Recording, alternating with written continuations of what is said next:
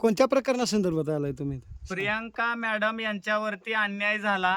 या डोंगर गावामध्ये महाराष्ट्रातला सगळ्यात मोठा अन्याय प्रियांका गायकवाड यांच्यावरती झाला आणि याला वाचा फोडण्यासाठी मुख्यमंत्र्यांची लाडकी बहीण, सुनित्राताईंची लाडकी बहीण, एकनाथ भाऊंची लाडकी बहीण आणि आमच्यासारख्या सामाजिक कार्यकर्त्याची लाडकी बहीण ह्याला कुठं तर न्याय मिळावा आणि त्या महिलेनं स्वतःचं बरं वाईट काय करू नये आणि म्हणून आम्ही आधार देण्यासाठी या डोंगरगावमध्ये, या उन्हाच्या रानामध्ये, या पत्र्याच्या शेडमध्ये आम्ही आलेलो आहोत. या महिलेला पोलीस न्याय देत नाहीत.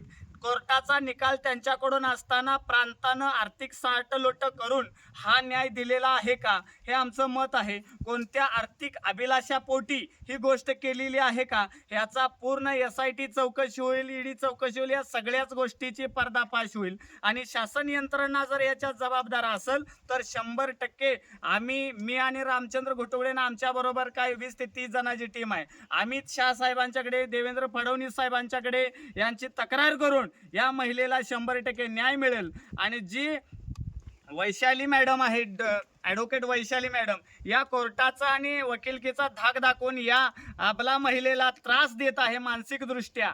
त्यामुळं त्यांची सनद कशी रद्द होईल याच्यासाठी आम्ही याचिका दाखल करू आणि या महिलेला महाराष्ट्रातले सगळेच युवक बांधव, एकनाथ साहेब असतील, त्यानंतर जरांगे साहेब असतील, यांच्या माध्यमातून आम्ही न्याय मिळवून दिल्याशिवाय राहणार नाही आणि शेवटच्या क्षणापर्यंत घोटुगडे बांधव म्हणून हे आम्ही आमच्या बहिणीबरोबर